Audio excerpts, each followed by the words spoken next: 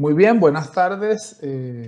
Bienvenidos entonces al curso IT Esencia y hoy vamos a hablar, ¿verdad?, de lo que es virtualización y computación en la nube. Bien, este sería el objetivo, ¿verdad?, de esta clase de hoy. Vamos a ver, como les decía, virtualización, computación en la nube y vamos a comenzar con virtualización.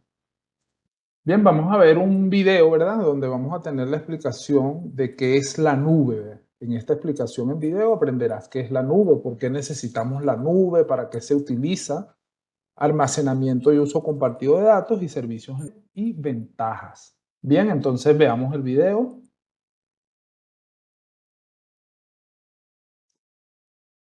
Have you ever had something happen to your computer or mobile device causing you to lose important information like documents, photos, or music? Perhaps you had a backup, but restoring the lost data and the applications on another computer can be both costly and time consuming. Or have you ever needed access to information on a specific computer, but that computer was somewhere else? Maybe you have the data on a USB drive, but the computer you are using doesn't have the right application software to access it. Traditionally, we store data and software programs on the computer's hard disk drive. This is known as local storage. But the data and the applications needed to access that data may be lost or not available. What if all that information, the data and the applications, were available over the network in the cloud? The cloud simply means the information is stored somewhere else, remotely accessible over the network and typically over the internet. It is like having a remote hard disk drive that you can access anytime, anywhere. Many applications can be accessed using a web browser. These are known as web apps. A web app is an application software that is stored on a remote server and delivered over the internet through a web browser, such as Chrome or Firefox. Common web apps include Google Docs, Google Photos, Office 365. The cloud also allows for remote file storage and file sharing. For example, Google Drive, Dropbox, and Microsoft OneDrive. It is still a good idea to keep backups of your information, either locally or on a different cloud service. What if that cloud service is no longer in operation? How do you get your information back? Or even can you? And you need to be cautious about trusting your information to a third party. Are they taking the necessary security precautions to protect your data?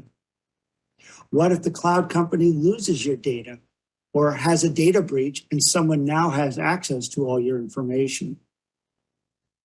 The trend in the last several years has seen individuals and companies moving to cloud services more and more.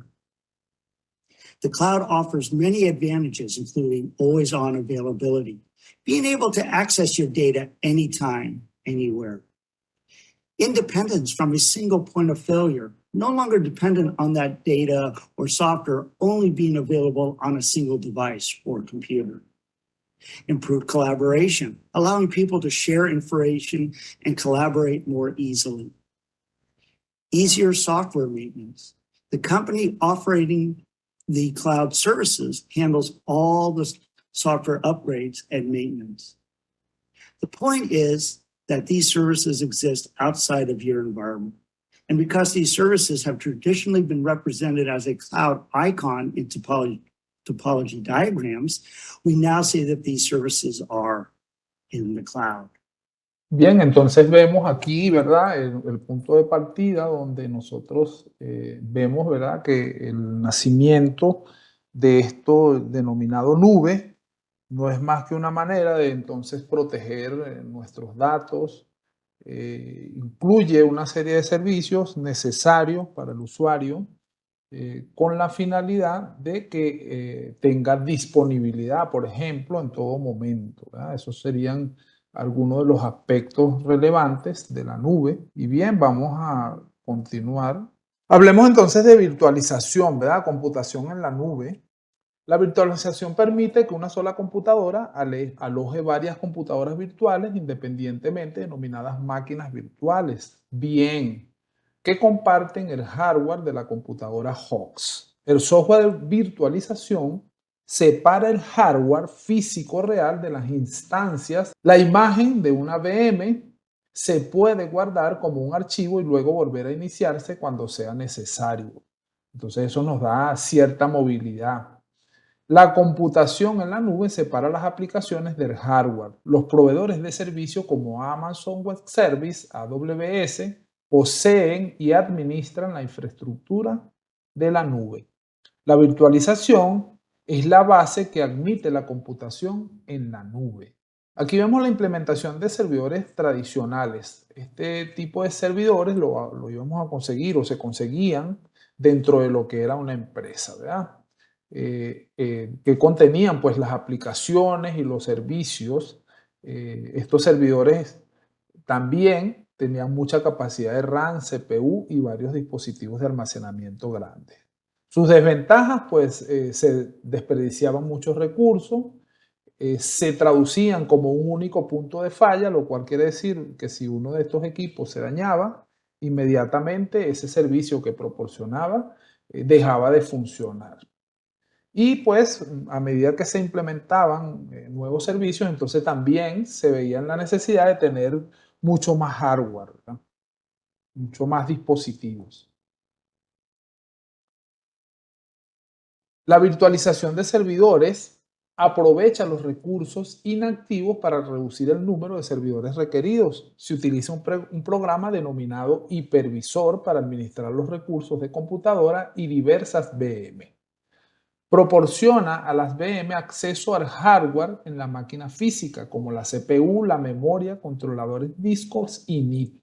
Cada máquina virtual ejecuta un sistema operativo completo. Entonces, acá en la imagen eh, podemos ver entonces este hipervisor, ¿ya? Un servidor. Vamos acá.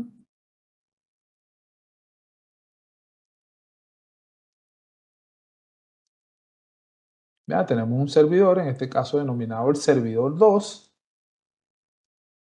y ese servidor contiene entonces, vamos a decir, las bases principales, ¿verdad? El hardware, y en él entonces se instala el hipervisor.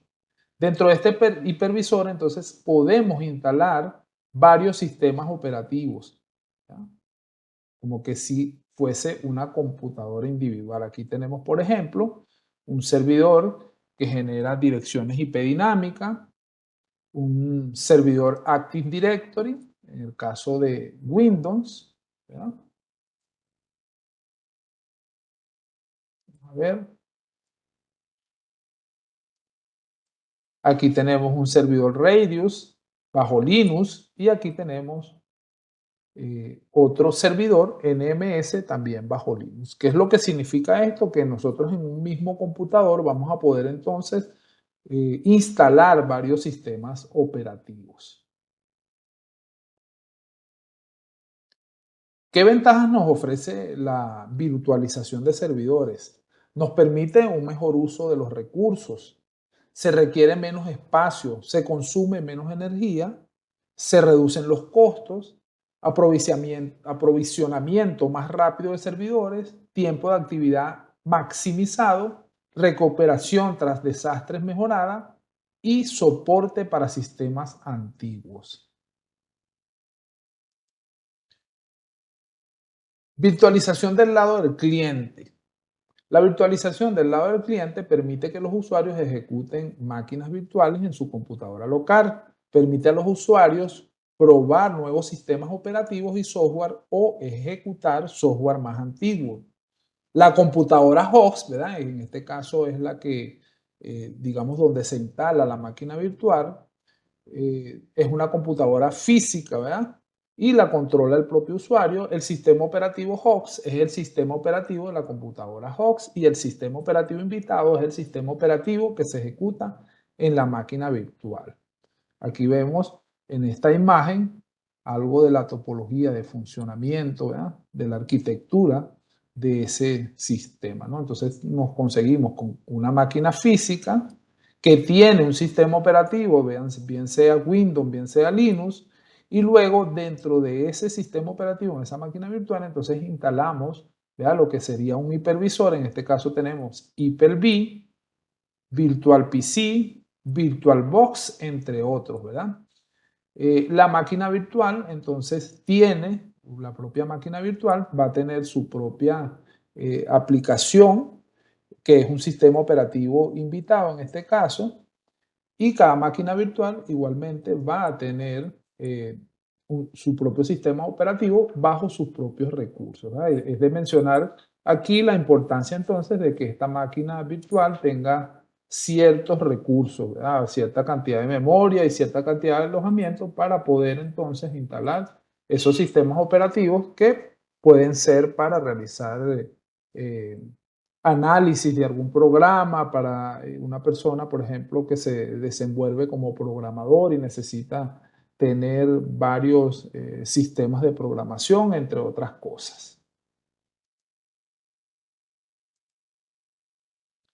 Los hipervisores los vamos a tener de tipo 1 y de tipo 2.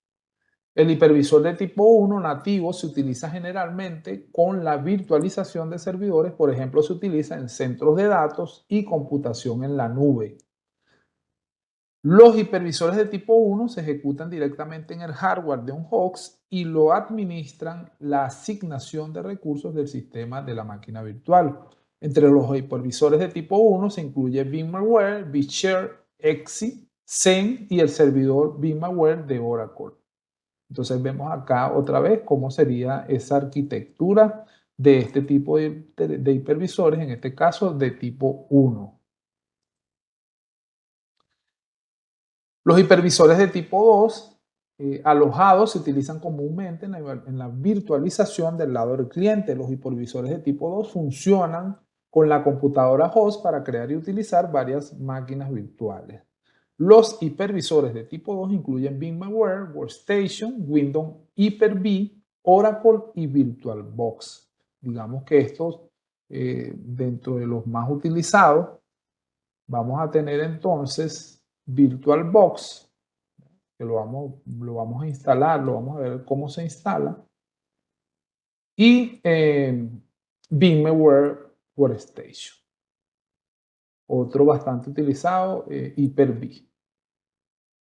Cada usuario se va a desencantar, ¿verdad? Por lo que maneje mejor o lo que sea de mayor gusto. ¿Qué requisitos tiene o debería tener una máquina virtual, verdad? Por ejemplo, va a ser esto ya solicitado por el propio sistema operativo. Aquí vemos el caso de un sistema Windows 10 Pro o Windows Server 2012-2016. Y vamos a ver entonces que dentro de sus requisitos, ¿verdad? Exige un procesador de 64 bits, el BIOS, la compatibilidad de la CPU y por lo mínimo en memoria RAM nos exige 4 GB, ¿verdad? El espacio en el disco duro debe ser de 15 gigabits. ¿Verdad? Eso quiere decir que si nosotros tenemos un computador donde vamos a virtualizar Windows, estos requisitos deben estar duplicados por el computador host, ¿verdad?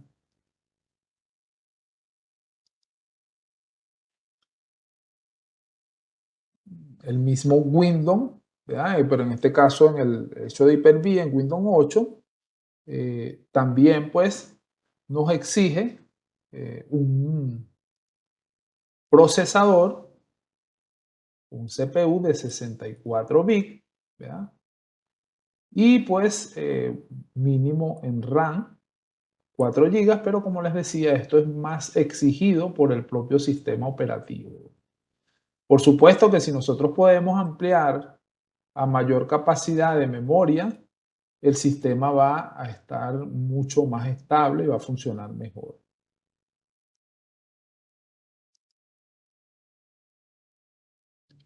Para el caso de Windows 7, que podemos utilizarlo aún quizás para realizar algún tipo de práctica, interconexiones, es recomendable, puesto que la demanda de hardware es mucho menor. Vemos, por ejemplo, que el procesador puede ser de 32 bits, la memoria mínima 2 gigas y un espacio de almacenamiento en disco duro de por lo menos 15 gigas.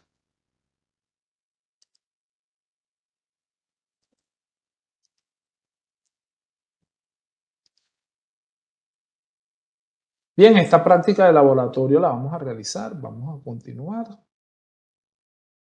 y vamos a hablar un poco de lo que es la computación en la nube. En la computación en la nube nos vamos a encontrar con algunas terminologías que vamos a conocer acá. Los proveedores de servicio en la nube pueden proporcionar diversos servicios diseñados para satisfacer los requisitos del cliente. Entonces acá nos encontramos con esta primera terminología, ¿ya? Software como servicio. Entonces vamos a definirlo, lo vamos a conseguir documentado quizás como SaaS, ¿verdad? Que significa Software as a Service, ¿verdad? Software como servicio. Y luego vamos a conseguir este otro servicio, en este caso plataforma como servicio, que lo vamos a conseguir documentado como Platform as a Service, ¿verdad?